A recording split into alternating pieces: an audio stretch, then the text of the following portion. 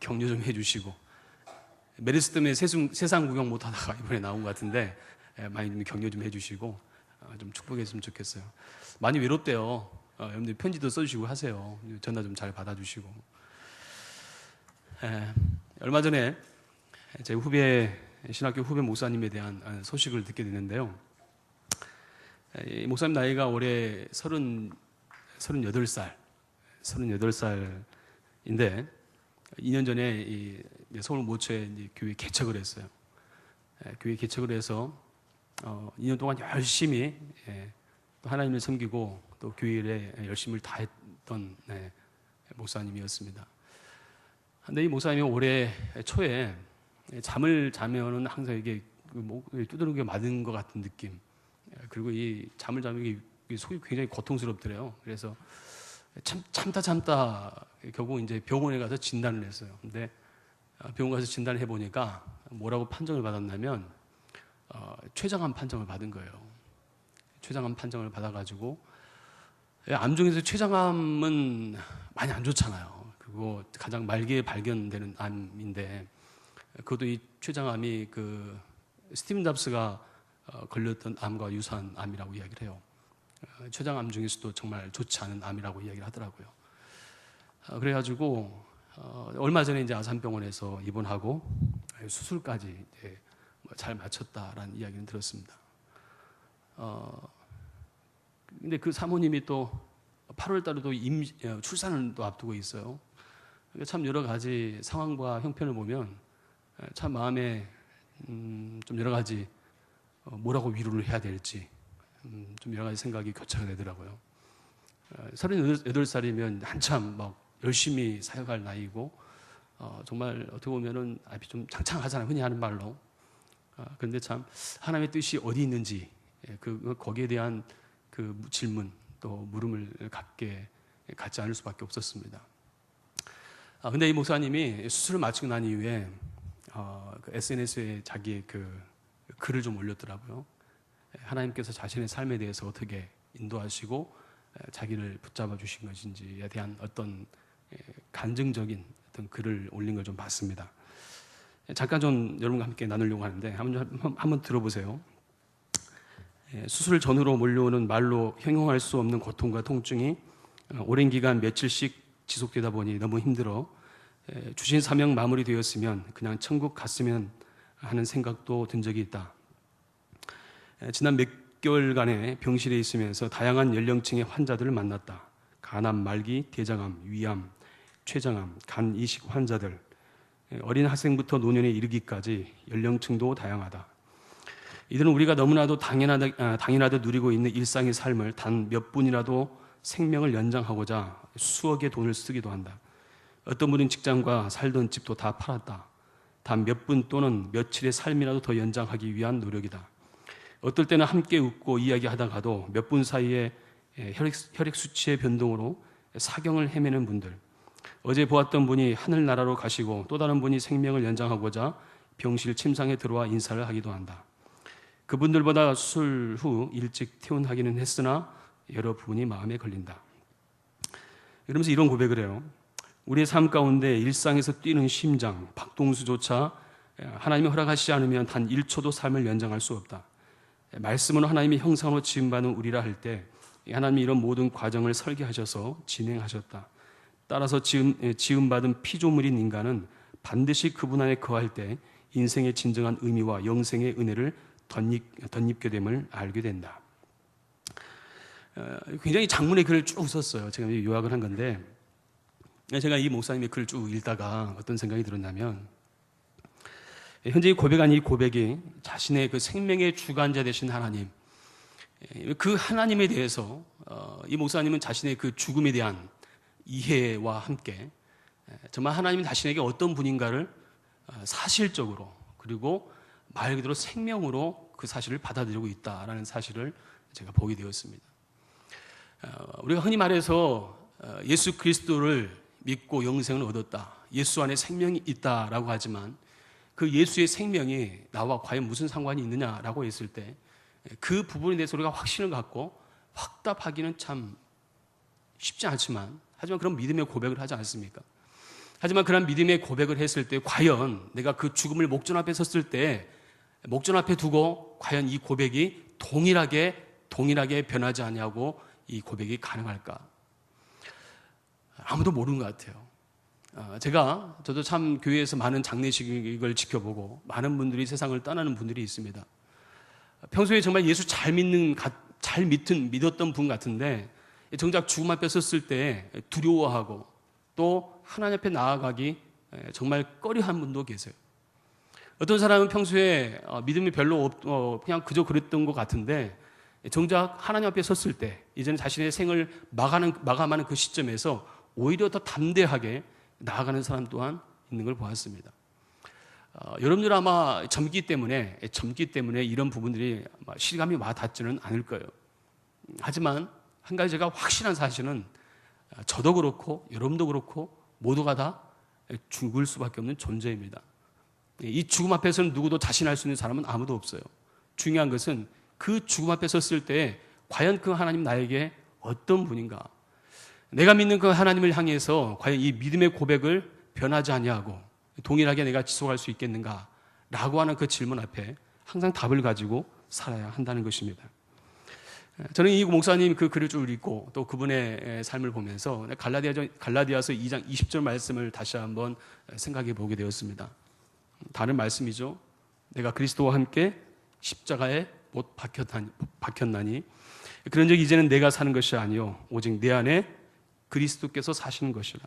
이제 내가 육체 가운데 사는 것은 나를 사랑하사 나를 위하여 자기 자신을 버리신 하나님의 아들을 믿는 믿음 안에서 사는 것이라.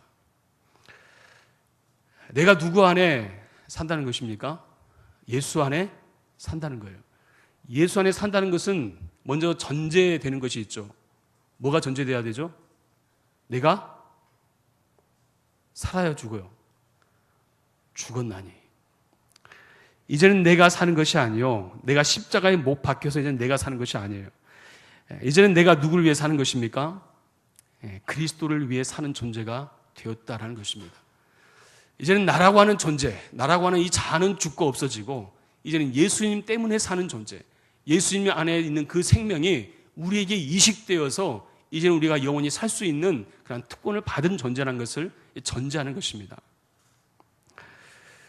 주님을 통해서 죽음을 경험을 해야 됩니다. 날마다 이 죽음을 경험해야 돼요. 예수 믿는다는 것은 내 안에 예수님께서 나를 통해서 함께 하신다는 사실.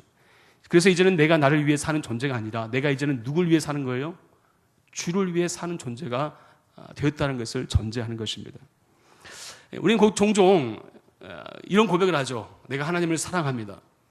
찬양을 할 때에도 그런 고백 많이 하지 않습니까? 찬양이 많이 그 가사에 포함되어 있잖아요. 우리는 하나님을 사랑한다고 하는 그 고백을 참 쉽게 해요. 쉽게 해요. 하지만 내가 하나님을 사랑한다라고 하는 이 고백이 얼마나 많은 부담감을 내포하고 있는지는 아십니까? 우리는 이 하나님을 사랑하는 것에 대한 그 결과물로 우리는 하나님 앞에 여러 가지 결단을 해요. 봉사를 합니다.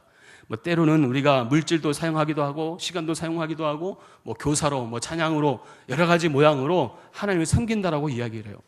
그게 우리가 하나님을 사랑하는 것에 대한 증표라고 이야기를 합니다. 맞습니다. 틀린 건 아니에요. 잘하신 거예요. 하지만 우리 이런 착각을 해요. 조금 전에 제가 말씀드렸던 것처럼 이런 일들을 하면서 우리는 스스로 대견하게 생각을 해요. 그리고 내가 주를 위해 할 수 있는 최선이었다라고 우리는 이야기를 합니다. 하지만 여러분 정말 내가 주를 위해 최선을 다하는 삶을 살고 있습니까? 여러분 내가 주를 위해 할 수 있는 최선이라고 하는 것은 내가 무엇인가를 많이 했기 때문에 그것이 하나님으로부터 인정받는 사람이 아니라 그것보다 먼저 선행되어야 될 것은 무엇일까요? 내가 하나님 앞에서 최선의 삶을 살 수 있다는 것은 가장 먼저 우리가 생각해야 될 것, 바로 예수 안에서 내 자아가 죽는 것에서부터 시작을 하는 거예요. 내가 많은 일을 했고 내가 유명하고 내가 많이 가졌기 때문에 하나님이 인정하는 사람이 아니라 내가 정말 예수 그리스도 안에서 이미 죽은 자가 되었고 이젠 내 안에 예수 그리스도의 생명이 거하는 존재가 되었을 때 그때 비로소 내가 하나님 앞에 최선의 삶을 살 수 있는 자격과 시작이 되는 거예요. 이렇게 내 자아가 죽지 않고 살아있는 사람은 예수님을 따를 수가 없습니다. 따라가기도 쉽지 않아요. 자신의 삶을 믿음을 향해 던지지 못합니다. 믿음의 길을 가지도 못합니다. 그런 사람들은 단순히 먼 발치에서 예수님만 지켜보고 바라볼 뿐입니다. 여러분, 마치 이 사람들은 이런 사람과 같습니다. 누가복음 23장 27절 말씀 보면은 이렇게 말씀을 해요. 또 백성과 및 그를 위하여 가슴을 치며 슬피 우는 여자의 큰 무리가 따라오는지라. 이 말씀은 어떤 장면입니까? 예수님께서 십자가를 지시고 골고다 길을 걸어가실 때에 그 뒤를 누가 따라요? 여인들과 그에 따르는 큰 무리들. 그들이 예수님의 그 길을 같이 따라가면서 슬퍼합니다. 같이 따라가요. 이때 이 두 부류의 사람, 아까도 이야기했지만 한 부류는 가슴을 치며 슬피 울며 따라가는 여자들과 또 한 부류는 큰 무리. 자, 그런데 예수님이 십자가를 따라갔던 그 두 부류가 끝까지 그런 모습을 가지고 있느냐? 그렇지가 않아요. 예수님께서 십자가의 길을 가시고 그리고 십자가의 최절정인 십자가에 달려 돌아가실 때에 그 사건 죽음 이후에, 예수의 죽음 이후에 이 두 부류의 반응이 갈립니다. 누가복음 23장 55절 말씀 보면은 이렇게 이야기해요. 갈릴리에서 예수와 함께 온 여자들이 뒤를 따라 그 무덤과 그의 시체를 어떻게 두었는지를 보고 돌아가 향품과 향유를 준비하였더라. 예수의 뒤를 따랐던 이 여인들이 예수의 죽음 이후에 어떤 행동을 하게 됩니까? 예수님 죽음 이후에 끝까지 그의 장사를 지켜보고 또 향품과 물약을 준비를 합니다. 누구를 위해서? 주를 위해서. 당시 그 자리에 끝까지 남아 있을 수 있다는 것은요, 그냥 단순히 마음이 내가 감동이 되어서 이 사람 참 불쌍하다라는 정도의 마음을 가지고 예수님을 끝까지 자리를 지킬 수 있는 정도의 마음이 아니에요. 그 자리를 지킬 수 있다는 것은 많은 사람들에게 자신의 신분에 대한, 자신의 존재에 대한 많은 위협과 또 많은 대가를 지불해야 돼요. 왜냐하면 당시 예수는 십자가에 저주받은 죽음을 죽었기 때문에 그 저주받은 죽음을 따라간다는 것은 그 사람의 입장도 그 사람의 인생도 보장받을 수가 없어요. 손해를 각오해야 돼요. 비난을 각오해야 됩니다. 그럼에도 불구하고 이 여인들은 예수의 죽음을 끝까지 지켜보고 자기의 모든 것을 다 쏟아 그 앞에 내어놓는 걸 볼 수가 있습니다. 하지만 48절 말씀 보면은 이렇게 말씀을 해요. 이를 구경하러 모인 무리도 그 된 일을 보고 다 가슴을 치며 돌아가고. 예수를 따랐던 이 여인들은 예수의 죽음 이후에 끝까지 그 자리를 지키고 예수를 위해 최선의 것으로 주를 위해 준비하고 드립니다. 그런데 예수를 따랐던 그 무리들은 오늘 48절 말씀 보면은 뭐라고 이야기하냐면 구경하러 모인 무리들. 여러분들 한국 사람들이 좋아하는 거 있죠? 구경하는 것 중에 그 몇 가지가 있어요. 세 가지를 이야기합니까? 쌈 구경, 불 구경, 또 뭐 있죠? 또 뭐 하나 있던데? 물 구경? 있어요. 하여튼 한국 사람들 구경하는 거 좋아하잖아요. 난 잘못되는 거 보는 거 좋아하잖아요. 그래서 막 싸움 구경하면 막 몰려들어가지고 막 응원하고 막 그날을 보세요. 예수님께서 십자가에 지실 때에도 이 사람들도 구경하러 모인 사람들이었어요. 그리고 이 무리들을 가리켜서 가슴을 치며 어디에 있을까요? 돌아가요. 어디로? 집으로 돌아가요. 이 무리들이 왜 예수의 그 죽음을 보고 가슴을 치며 돌아갔을까? 여러분, 아까도 말씀드렸다시피 예수님께서 십자가를 지시고 걸어갈 때 여인들과 그리고 이 무리들이 예수의 뒤를 따랐단 말이죠. 이 두 무리의 마음에는 두 가지 마음을 품고 있었던 거예요. 두 부류가. 한 부류는 예수를 따를 때 그가 구주로서 또 하나님의 아들로서 이 땅에 어떤 분을 오셨는지에 대한 확실한 믿음을 가지고 끝까지 따라갑니다. 하지만 한 부류는 단순히 이 땅에 어느 한 위인 정도 아니면 권세자로서 무엇인가를 기대했던 한 무리들이었어요. 설마 했겠죠. 설마 그 인간 예수가 평소에 했던 말이 있잖아요. 평소에 했던 말이 있단 말이에요. 그 말을 들었던 사람들이 설마 죽을까? 아마 그런 기대감도 있었을 거예요. 아마 십자가에 죽기 직전에 구테타를 일으켜가지고 아마 그 상황을 역전시킬 것이다. 그러면 우리가 그 시기가 되면 우리가 그 정권을 같이 한번 뒤집어 보자. 아마 그런 마음도 있었을 거예요. 왜냐하면 당시 예수를 따랐던 많은 무리들이 예수가 가졌던 권세와 그 능력에 많이 눈이 팔려 있었거든요. 그래서 아마 예수가 아마 죽기 직전까지는 아마 그런 모습들을 기대했을지도 몰라요. 그런데 막상 십자가 죽음 앞에 예수가 죽음을 당하게 되자 어떤 생각이 했을까요? 황당했을 거예요. 저는 제 마음 가운데 말씀을 보면서 아마 굉장히 황당했을 것 같아요. 이게 아닌데? 우리의 계획은 이게 아닌데? 왜 죽지? 이런 마음이 있잖아요. 그러니까 이 사람들이 아까 이야기했던 것처럼 무리들이 어떻게 돌아가요? 가슴을 치고 돌아가요. 이럴 수 없다는 거죠. 자기들 생각할 때는. 자기 계획으로 친다면 저렇게 예수가 허망하게 죽을 수가 없다는 거예요. 근데 그 예수가 죽어버려요. 얼마나 이 절망입니까? 여러분, 이 무리들과 여인들의 차이점이 어디 있을까요? 여인들은 주를 위해서라면 자신의 어떠한 손해도 죽음도 각오가 되어 있어요. 그래서 예수를 따를 수가 있었습니다. 그러나 이 수많은 무리들은 자신에게 당장 얻을 것이 없다고 생각한 이후에 가차없이 예수를 떠나게 됩니다. 그리고 이 십자가 앞에서 구경꾼에 지나지 않습니다. 구경꾼은 자신과 아무 상관이 없다고 생각하는 순간 금방 돌아서요. 그리고 아무런 책임감도 느끼지 않아요. 이것이 바로 구경꾼이 가지는 공통점입니다. 중국 하면 중국이 다 안 좋은 건 아닌데 중국이 가지고 있는 그 약점 중에 하나가 뭐냐면 사회적 무관심이 굉장히 사회적으로 이 문제가 대두되고 있다라고 이야기합니다. 그래서 얼마 전부터는 중국 자체 정부 법으로 이 사회적 무관심자에 대한 이 법으로 이들을 어떻게 통제할 수 있을까라는 것에 몰두하고 있다고 이야기를 합니다. 여러분 몇 년 전에 어떤 사건이 있었냐면 중국에서 이 2살짜리 아이가 교통사고 났어요. 교통사고 나가지고 굉장히 크게 다쳤는데 놀라운 사실은 그 자리를 18명이나 되는 사람이 지나갔음에도 불구하고 아무도 그 아이를 돌보질 않아요. 결국 뇌사 상태로 빠지고 말았다는 뉴스를 봤습니다. 그리고 재작년에 또 어떤 사건이 있었냐면 중국에서 맥도날드에서 한 여성이 대낮에 한 6명의 남자에 의해서 둘러싸여가지고 폭행을 당했어요. 폭행을 당했는데 아무도 말리는 사람이 없었대요. 심지어 점원조차도 말리지 않았다는 거예요. 결국 이 여자는 그 자리에서 맞아 죽었답니다. 맞아 죽었어요. 뭡니까? 무관심.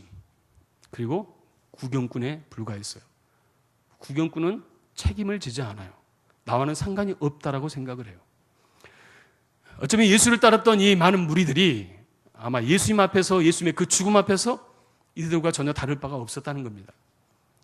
저는 제가 말씀드리고 싶은 거는 우리가 이 자리에 예배를 드려도 저는 마찬가지라고 생각을 해요. 어떤 사람들은 마치 여인들과 같은 무리들이 있는가 하면 어떤 사람들은 아직까지도 구경꾼에 지나지 않는 사람이 이 자리에 있을 수 있습니다. 내가 예수의 죽음이 나와 아무런 상관이 없는 사람이라면 그 사람은 구경꾼에 지나지 않아요. 그 사람들은 내가 주를 위해서 자신의 것을 내어놓지 못합니다. 내가 주를 위해서 헌신하지 못해요. 주를 위해서 내 인생을 바치지를 못해요. 주를 위해서 그 어떠한 것도 내놓지를 못합니다. 왜냐하면 구경꾼은 자신의 것을 헌신하지 않아요. 교회 안에 분명히 이 두 부류의 사람이 있습니다. 어떤 사람은 마지못해 그냥 교회에 나오는 사람이 있습니다. 이 사람은 나오는 동기는 철저하게 자기 자신에게 있어요. 자신에게 유익이 되기 위해서, 마음의 평안을 위해서, 또 자신의 기도 제목이 응답되어지기를 바라는 마음으로 교회를 나오는 사람이 있어요. 죄송하지만 이런 사람들 구경꾼입니다. 언제든지 이 사람은 자기 욕구 충족이 안 되면 떠날 준비가 되어 있는 사람들이에요. 언제든지 자신이 원하는 대로 되지 않으면 예수는 나와 맞지 않다고 생각하고 교회를 떠난 사람은 충분히 있을 수가 있습니다. 어떤 사람은 그 동기가 예수님이 아니라 다른 것이 동기일 경우에 이 구경꾼의 입장에서 항상 예수와 함께 하는 거예요. 신기한 사실은 아까도 이야기했지만 지금 이 구경꾼이든 이 여인이든 예수와 함께 그 자리에 있다는 사실이에요. 우리 역시도 마찬가지입니다. 함께 예배해도요, 함께 예배하고 하나님을 찬양하지만 이 자리에 어떤 사람은 구경꾼으로서, 어떤 사람은 이 여인의 입장처럼 그러한 모습으로 서 있을 수 있다는 거예요. 혹시 여러분들의 동기는 무엇입니까? 반면에 예수님 한 분만으로 만족해하는 사람이 있어요. 이 사람은 주를 위해서 자신의 모든 것을 내어드릴 준비가 되어 있는 사람입니다. 마치 여인들과 같이 향품과 이 향유를 준비했던 것처럼 자신의 모든 것을 쏟아볼 준비가 되어 있는 사람들입니다. 자신의 모든 것을, 나의 전부를 드릴 수 있는 마음. 그 마음이 구경꾼이 아니라 정말 예수를 만난 사람이 할 수 있는 믿음의 반응이라는 사실이에요. 며칠 전에 제가 한 지체와 이런저런 이유로 상담할 일이 있었습니다. 한때 이 친구가요, 중고등학교 때 말 그대로 정말 심란한 친구였어요. 정말 심란한 친구. 지 맘대로 인생을 사는 사람이었어요. 아주 자유로운 영혼이었어요. 자유로운 영혼. 저는 이 자유로운 영혼을 볼 때마다 참 부담이 돼요. 어디로 튈 줄 모르겠어. 도대체 종잡을 수가 없더라고요. 그런 사람들 많잖아요. 아니, 말하면 안 되죠. 예, 좀 있어요. 이 친구가 그런 친구였어요. 굉장히 자유로워요. 이게 뭐 어른들 눈치도 보지도 않고 하여튼 그렇게 살았던 친구인데 이 친구가 얼마 전에 한 2년 전인가 하나님 만났어요. 예수 만난 이후에 정말 많이 변했어요. 정말 많이 변했어요. 그 안에 정말 말 그대로 그 예수의 생명이 충만한 사람으로 바뀌었어요. 제가 그 친구 같이 이야기하는데 제 마음이 같이 뜨거워지는 것을 내가 느꼈습니다. 이 친구가 하는 말이 이 젊음의 때에 예수 믿지 않는 친구들, 사람들 보면 그들에게 내가 복음을 전하지 않으면 안 될 것 같은 그런 뜨거움이 가득하대요. 목사님, 저는 안타까워 미칠 것 같습니다. 정말 그들에게 내가 예수님 때문에 살아야 된다는 것, 내가 정말 그렇게 전하고 싶습니다. 마음으로 가득한 거예요. 저는 그 친구 마음을 보면서 정말 이 예수 생명으로 충만한 모습이 정말 주님 주신 마음이다 라는 생각을 했습니다. 대화 말미에 이 친구가 저한테 이런 고백을 했어요. 뭐라고 이야기하냐면, 목사님, 저는 제 인생과 목숨을 주를 위해 던지고 싶습니다. 자기의 인생을 이제는 주를 위해 던지고 싶습니다. 야, 얼마나 멋집니까? 저는 아직 다 못 던졌는데 이 친구가 던진대요. 이 아름다운 믿음의 고백이 어떻게 나올 수 있다고 생각을 해요. 이제는 나의 옛사람은 죽고 이제는 내가 예수로 사는 사람이 되었기 때문에 가능한 고백입니다. 지금 우리가 예수 믿고 예수의 길을 간다는 것 정말 어렵습니다. 왜냐하면 우리가 세상과 공존하며 사는 우리들에게는 이 세상을 포기할 수 없는 우리의 삶의 터전이라고 생각하기 때문에 이 세상을 버릴 수가 없어요. 그래서 예수도 믿고 세상의 유익도 누려야 된다고 생각하는 거예요. 그러나 반대로 예수님의 길을 따라간다는 건요, 그리 어렵지는 않습니다. 왜요? 어떻게 하면 돼요? 어떻게 하면 되죠? 아까도 이야기했잖아요. 어떻게 하라고? 죽으라고요. 내 자아가 예수 안에 죽으면 돼요. 내 자아가 죽어있지 않기 때문에 그래서 어려워요. 내가 아예 죽어버리면, 나라고 한 존재가 없어지면요, 더 이상 내 자존심 세울 것도 없고 내 자아를 세울 것도 없어요. 예수 안에서 이 모든 것들은 다 무의미한 거예요. 어릴 때 부모님이 일찍 돌아가시면서 이 고모 밑에서 자라난 한 여고생이 있었습니다. 부모님 안 계시니까 얼마나 힘들게 살았겠어요. 이 여고생이, 근데 이 고모가 다른 거 평소에 잔소리 좀 많이 하시는데 어떤 때 가장 힘들게 하냐면, 이 친구가 교회를 갈 때마다 고모가 핍박을 하는 거예요. 교회를 못 가게 계속 힘들게 하는 거예요. 근데 그 말을 들으면 그냥 알겠습니다 하면 괜찮은데 같이 받아버려. 고모한테 같이 대들고 같이 싸움하고 막 신나게 막 싸우고 난 뒤에 교회 와가지고 또 회개해요. 하나님, 내가 죽을 죄를 졌다고 또 회개하고 또 가가지고 또 고모하고 대판 싸우고 막 그렇게 살았던 거예요. 한 번은 이 교회 와가지고 우리가 죽어야 우리 대신 예수께서 역사하신다라는 그러한 말씀을 들었어요. 근데 그 말에 마음에 확 꼽혔어요. 내가 죽어야 되구나. 그런 마음이 든 거예요. 그래가지고 이제는 다시 집에 돌아가는데, 집에 돌아가면서 그렇게 속으로 기도를 했대요. 하나님, 저는 고모 만나서 싸우지 않을 자신이 없어요. 저 대신 주님께서 우리 고모를 대신 싸워주세요가 아니라 만나주세요. 그렇게 기도를 하고 돌아갔어요. 그러고 나서 집문을 딱 여는데 고모가 바뀌었을까요? 어떻게 됐을까요? 바뀌었어요? 아니요, 똑같은 거예요. 인상 쓰고 욕하고 또 막 이야기한 거예요. 평소 같았으면 어때? 같이 받아버릴 듯한데 갑자기 이 친구가 고모의 얼굴을 봤어요. 얼굴을 봤는데 얼굴이 주름이 가득한 거예요. 주름을 가득한 그 주름을 보는 순간 눈물이 왈칵 나더래요. 그래가지고 이 고모를 확 안았어요. 그러면서 한마디를 했습니다. 고모, 나 때문에 참 고생 많네요. 이 모든 주름이 나 때문에 생긴 것 같아서 너무 미안해요. 그렇게 이야기를 한 거예요. 그러니까 이 고모도 거기서 같이 두 사람이 부둥켜 안고 대성통곡을 한 거예요. 더 놀라운 사실은 이 고모가 이 친구가 다니는 교회에 나가기 시작했어요. 여러분, 우리가 비슷한 것 같아요. 이게 내가 예수 안에 산다는 것은, 믿음의 길을 간다는 것은 왜 어렵냐면 내가 살아있으면 어려운 거예요. 죽으면 돼요.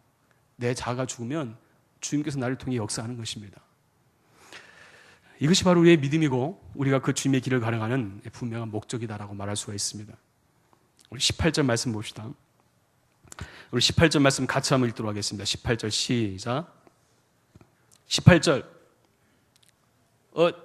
자, 정신 어디다 딴 데 놓은 거 아니죠? 집중하세요. 18절 시작.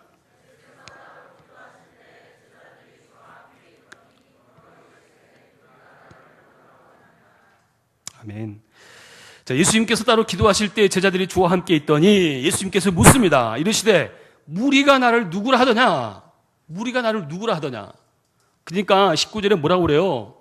제자들이 이야기합니다. 어떤 사람들은 세례 요한이라고 합니다. 어떤 사람은 엘리야라고도 하고요. 어떤 사람은 옛 선지자 중에 한 사람인 것 같다라고 이야기를 했습니다. 라고 이야기해요. 이 본문에 보면 마태복음에 보면 마태복음 16장 말씀 보면은 같은 사건을 이렇게 기록하죠. 가이사랴 빌립보에서 예수님께서 제자들을 모아다가 예수님께서 똑같은 질문하세요. 똑같은 사건이죠. 그래서 예수님께서 물었을 때에 똑같은 질문에 대한 답을 합니다. 어떤 사람은 엘리야, 어떤 사람은 선자라고 이야기를 합다라고 이야기를 해요. 이때 예수님께서 묻습니다. 그렇다면 너희는 나를 누구라고 생각하느냐? 자, 이때 20절 말씀 같이 읽겠습니다. 시작.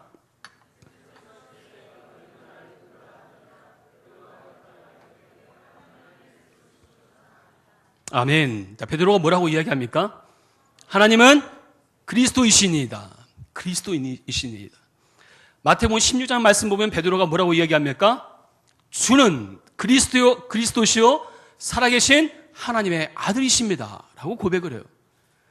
주는 그리스도시요 살아계신 하나님의 아들이십니다. 예수님께서 제자들에게 직접 말씀하지 않으세요. 내가 그리스도야, 내가 메시아라고 말씀하지 않으세요. 예수님께서는 자신의 삶을 통해서 제자들과 더불어 함께 살아가시면서 그들로 하여금 친히 예수께서 누구인지를 깨닫도록 하신 거예요.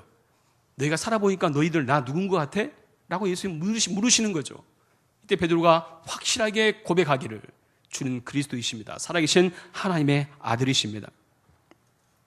그런데요, 사람들은 예수에 대해서 장차 오실 메시아로 기대를 했지만, 하지만 베드로는 예수 안에 계셨던, 예수 안에서 오신 메시아를 보았습니다. 많은 사람들은 구원의 실마리를 예수를 통해 보려고 했지만, 하지만 베드로는 예수 안에서 구원 그 자체를 목격하게 돼요. 예수를 선자로 본 사람들과 예수를 구원자로 맞이한 사람들의 차이점은 이와 같아요. 우리가 예수에 대해서 아는 것과 예수를 믿는 것은 다르다라고 말한 이유가 바로 거기에 있습니다. 우리가 예수에 대해서 여러 가지 평가를 할 수 있어요. 예수는 참 위대한 훌륭한 위인이었다. 예수는 정말 어떻게 보면 많은 기적을 베풀었던 한 놀라운 사람이었다라고 그 정도의 사람이 아니라 바로 내가 믿는 예수가 누구인가를 확실하게 고백할 수 있는 사람. 믿음이 있는가를 점검하는 우리의 점검이기도 합니다. 어쩌면 주님께서 우리에게 던지는 질문일 수 있어요. 너희는 나를 지금 누구라 하느냐? 너희는 나를 누구라 하느냐? 너희는 나를 누구라 하느냐? 이 질문은 지금도 동일하게 저와 여러분의 가슴을 동일하게 우리에게 울립니다. 너희는 바로 우리들이죠. 누가 대답할 사람이 없는가 하며 주위를 살필 것이 아니라 그 질문에 대한 답을 누가 해야 돼요? 이 질문에 대한 답을 누가 해야 돼요? 누가? 내가 해야 돼요. 내가 해야 돼요. 다른 사람의 몫이 아니에요. 다른 친구가 아니에요. 모태신앙이 있습니까? 모태신앙자들 보통 세례를 언제 받아요? 언제 받죠? 유아세례. 유아세례의 의미가 뭔지 아세요? 유아 때는 자기 신앙 고백을 하지 못하니까 부모가 대신 신앙 고백을 해주는 거예요. 그 고백을 통해서 그 사람이 예수를 인격적으로 그가 입술로 고백하지는 않았지만 부모의 신앙을 가지고 대신 그가 세례 받았다는 것을 증명해요. 하지만 우리가 16세가 되면 뭘 하죠? 입교를 하죠. 의미는 뭐죠? 이제 네 부모의 신앙 고백이 아니라 네 입술로 네가 고백해라 그 말이에요. 신앙 고백은요 부모가 대신 해주는 것도 아니에요. 내가 믿는 예수가 누구인가는 내가 고백하는 거예요. 내가 만난 고백은, 내가 만난 이 예수는 나에게 어떤 분이셨는가에 대해서 사실적으로 경험되어지는 것에 의해 판단되어지는 거예요. 고백되어지는 거예요. 제가 아까 서두에도 말씀드렸지만 그 목사님이 자신의 그 죽음의 목전에서 다시 한번 그 예수가 누구인가에 대해서 그 사람은 말 그대로 생명 그 자체로 학습을 했어요. 여러분 같으면 여러분들이 고백하는 예수님은 어떤 분이십니까? 단순히 여러분들이 있어서 직장 가게 해줄 정도의 그런 알라딘 램프? 아니면 애인이 생기기를 원해서 기도했더니 하나님께서 애인을 주셨다. 하나님께 나에게 직장을 주셨다. 라는 정도의 램프를 기대하십니까? 주님께서는 지금 이 시간에 저와 여러분들의 입술을 빤히 쳐다보고 계실 줄 모르겠어요. 왜냐하면 여러분들의 입술의 고백을 받기를 원하시기 때문에 그렇습니다. 여러분, 과연 내가 믿은 바 예수님이 과연 나에게 어떤 분이신가? 오늘 내가 만난 예수는 어떤 분인가? 이 고백은 저와 여러분들의 고백이 되어야 합니다. 여러분, 이 고백 때문에 초대교회는 이 신앙 고백을 하다가 많은 사람들이 죽어가기도 했습니다. 많은 사람들이 이 믿음의 고백 때문에, 기독교 역사를 보면 많은 사람들이 이 믿음의 고백 때문에 자신의 생명을 담보로 고백을 했어야만 했습니다. 지금도 마찬가지죠. 지금도 북한 땅에는 이 고백 때문에 죽어가는 사람들이 지금도 있다라는 사실이에요. 얼마나 놀라운 사실입니까? 혹시 여러분들은 이 고백 때문에 손해보는 것 주저하십니까? 혹시 여러분들 내가 예수 믿는 것 때문에 나는 사람들이 나에게 지탄할 것 같고 손가락질을 할 것 같아서 내가 예수 믿는다고 커밍아웃 하지 못하는 그런 불편한 지시를 가지고 있습니까? 혹시 여러분들은 어떻습니까? 내가 한 그 고백 때문에 내가 부끄러워서 내가 손해볼 것 같고 내 직장생활 어려움 당할 것 같으니까 스스로 그것을 밝히지 못하고 그냥 숨어 있지는 않습니까? 오늘 말씀을 통해 주님께서 너희는 날 누구라 생각하느냐? 라고 주님께서 우리에게 지금 묻고 있다는 거예요. 이 시간 바라보기에는 저와 여러분들이 주는 그리스도시요 살아계신 하나님의 아들이십니다 라고 하는 이 고백이 저와 여러분들의 고백이 될 수 있길 바랍니다. 될 수 있길 바랍니다. 구경꾼이 아니라 정말 그러한 진실한 고백을 할 수 있는 그런 사람이 되었으며, 이러한 고백을 하였을 때 주님께서 우리에게 분명히 가야 할 길에 대해서 우리에게 제시합니다. 오늘 23절 말씀인데요, 23절 말씀 같이 한번 읽도록 하겠습니다. 23절입니다. 시작.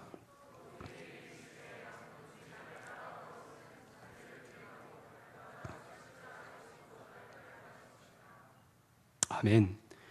그리고 이어서 24절 말씀은 이렇게 이야기합니다. 누구든지 제 목숨을 구원하고자 하면 잃을 것이요, 누구든지 나를 위하여 제 목숨을 잃으면 구원하리라. 이게 무슨 말인지 아세요? 예수님께서 우리에게 말씀하시기를 너희가 분명한 신앙 고백 가운데 있느냐? 그러면 이제는 너희가 나를 따르라, 나를 따라와. 그런데 한 가지 덧붙여 우리에게 말씀합니다. 24절 말씀에 누구든지 제 목숨을 구원하고자, 다시 말해서 예수 없이 살 수 있다라고 생각하는 모든 사람들은 목숨을 잃을 것이다. 영생이 없다.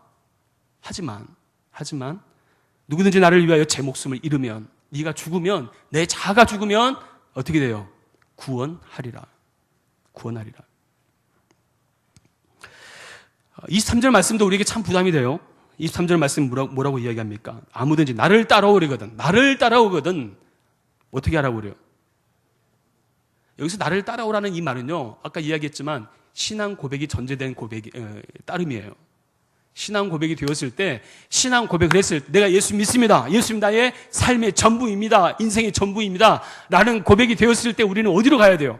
예수님 따라가는 삶이 되는 거예요. 내가 예수님 따라가는 인생이 되는 거예요. 무슨 말인지 아시겠어요? 내가 예수의 제자가 되었다, 내가 예수를 따라간다는 것은 내 선택사항이 아니라 이건 필수예요. 그래서 참 부담이 돼요.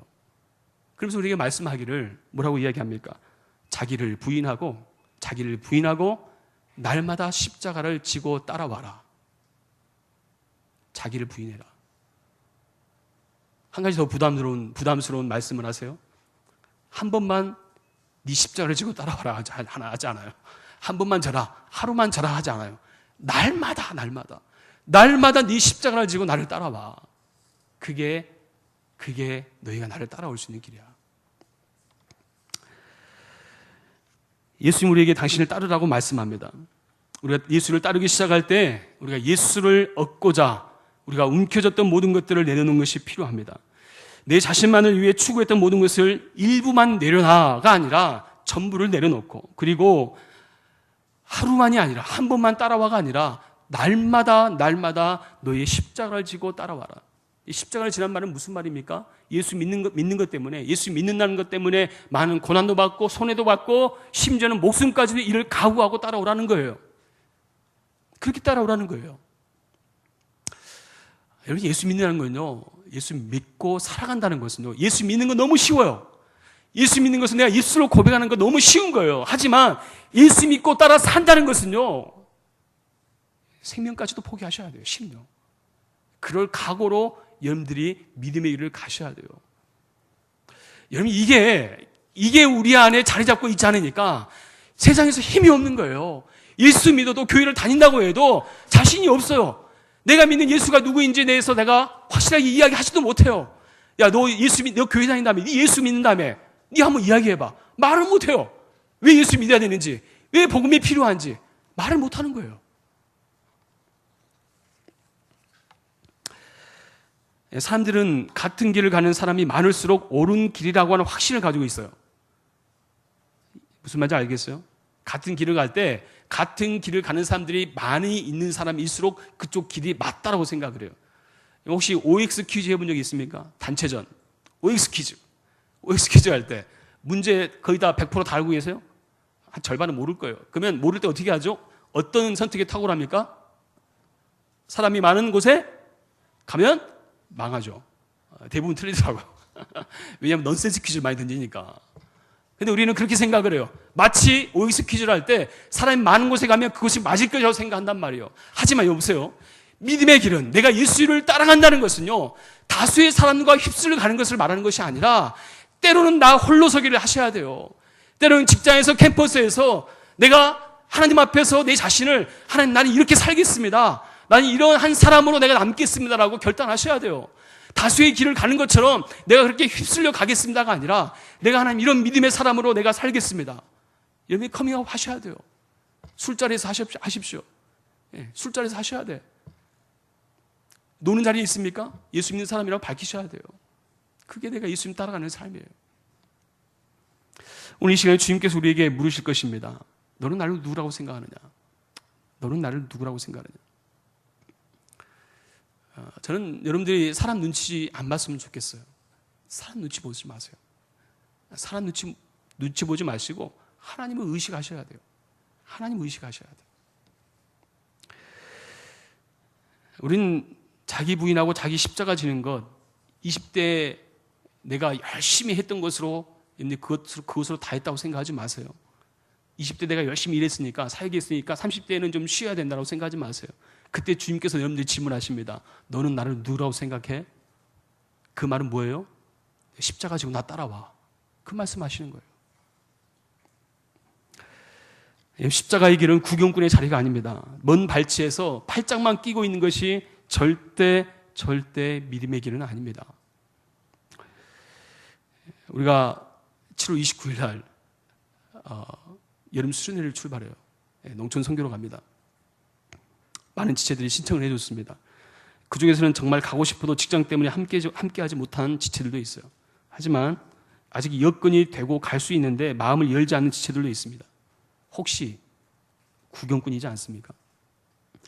더워서 싫고 힘들어서 싫고 멀어서 싫다라고 생각을 해요. 여러 반응이 있습니다. 왜 그런지 아세요? 구경꾼이기 때문에 그래요. 하지만 자기 십자가를 지고 주님의 길을 따라가는 사람은 아무리 환경이 어렵고 형편이 어려워도 주를 위해 내가 헌신하는 것 마다하지 않습니다. 기쁨으로 나아갑니다.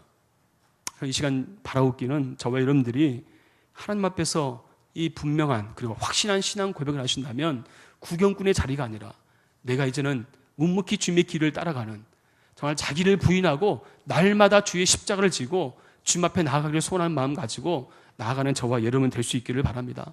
그러한 마음으로 믿음의 길을 갈 수 있기를 바라요. 세상으로 나아가실 때 그러한 마음으로 여러분 나아가십시오. 그리고 승리하십시오. 그것이 바로 내가 주님을 믿는 것이고 주님을 따라 사는 것입니다. 그러한 믿음의 길을 따라가는 저와 여러분 될 수 있기를 다시 한번 주님의 이름으로 축원합니다. 아멘. 찬양합시다.